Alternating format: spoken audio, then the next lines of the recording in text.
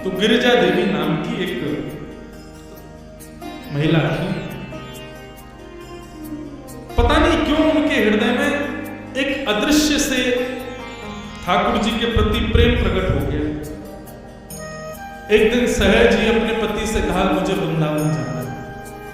पति ने कहा ठीक है, कल तुम्हारी व्यवस्था कर देते हैं, वृंदावन चले जाओ। ज्यादा नहीं, 50, 60, 100 वर्ष पुरानी बात होगी ज्यादा से ज्यादा।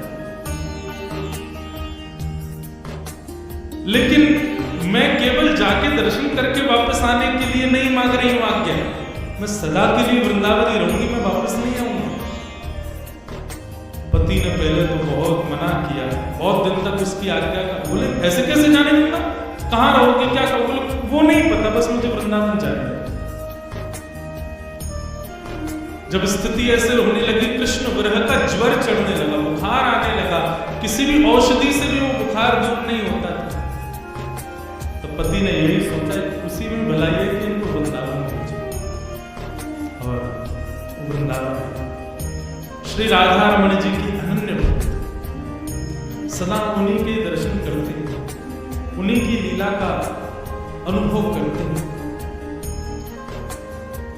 कभी ठाकुर जी स्वप्न में आते, कभी अनुभव में आते, कभी मंदिर में वो दर्शन कर रही होती तो उनको अनुभव होता कि कंधे पे बैठे मेरे और मुझे ऐसे करके देख रहे हैं, ऐसा उनको अनुभव होता धीरे धीरे। लेकिन जैसे ही वो उस अनुभव में प्रवेश करती ठाकुर जी अंतर ध्यान हो जाते, उनको ये पीड़ा सहन नहीं होती। और राधा रमण जी से कहती आप आते क्यों जब आपको मिलना ही नहीं है, आप मुझे स्वप्न में क्यों दिखते हो जब आपको निरंतर रहना ही नहीं है, मुझे स्पर्श करके क्यों जाते हो जब मेरा स्पर्श नहीं आपको करवाना है, तो मत किया करो आप ऐसे। मैं नित्य मंदिर आऊं, आपको देखूं, चली जाऊं, यहीं तक भक्ति रहने दो ना, आप क्यों मुझे पीड़ा देते हो। ये गोपियों की स्थिति भागवत में यही, नेह किम बदन विष जलाप्यया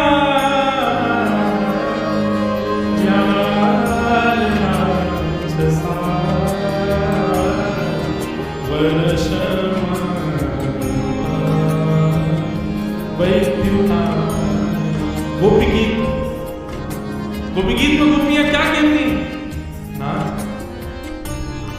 हमको अकेले इस वन में छोड़ के आप अंतर ध्यान हो गए, अगर इसी प्रकार हमको मारना था कालियानक से क्यों बचाया, इंद्र ने वर्षा की गिरिराज पर्वत क्यों उठाया, तृणावर्त सट्टासुर इतने सारे राक्षस ब्रज में आए हमको मारने के लिए, आपने हमको इनसे क्यों बचाया जब आपको ऐसे ही मारना था हमको। तो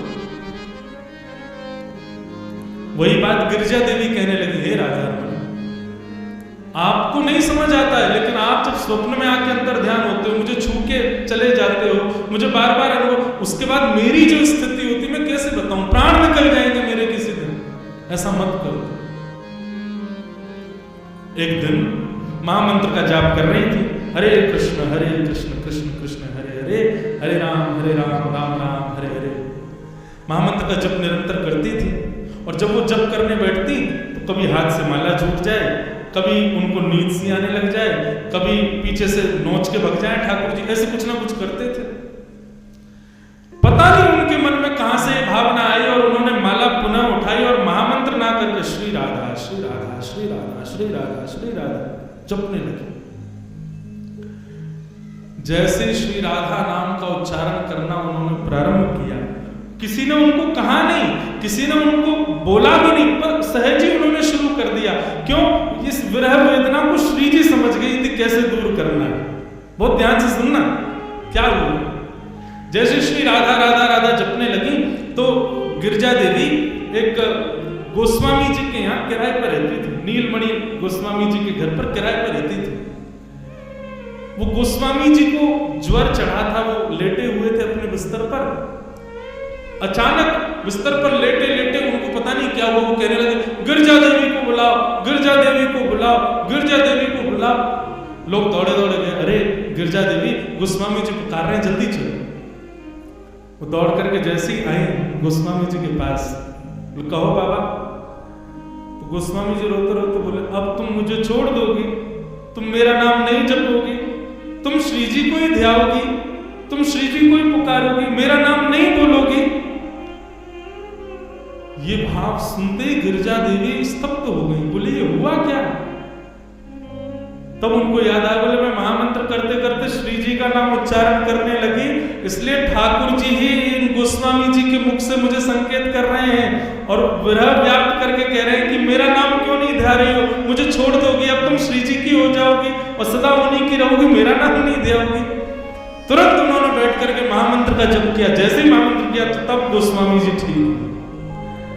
तब उनको चाबी पता चल गई ठाकुर जी की। बोले अच्छा तो ये बात है, मतलब ठाकुर जी महामंत्र आदि ये सब ठाकुर जी के नाम है, सब अत्यंत